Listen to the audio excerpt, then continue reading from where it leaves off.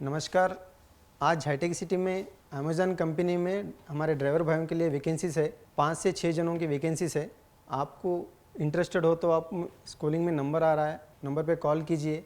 इसके डिटेल्स क्या है बोल तो 12 आवर्स ड्यूटी रहता, 22 to 25,000 सैलरी रहता है। नाइट या डे आपकी मर्जी, कौन सा भी शिफ्ट कर ले सकते। और गाड़ी शिफ्ट टू डिज़ायर रहेगी, आप घर को ले जा सकते हैं। गाड़ी 24 आवर्स गाड़ी आपके साथ ही रहेगी। इसके लिए आने जाने के लिए कोई आपको प्रॉब्लम नहीं होगा, दिक्कत नहीं होगी आपको। अगर किसी को भी भाई लोगों को ये जॉब के ऊपर इंटरेस्ट है तो आप लोग कॉल कीजिए। अगर आपको ये वैकेंसीज अगर आप फुलफ़िल है तो दूसरों को भेजाइए। क्यों बोल तो बहुत लोग हैदराबाद में खाली है अपने ड्राइवर भाई लोग। आपको दूसरों को फॉरवर्ड कीजिए। आपको कुछ डाउट्स रहे तो आप कमेंट में मैसेज कीजिए। Okay, thank you.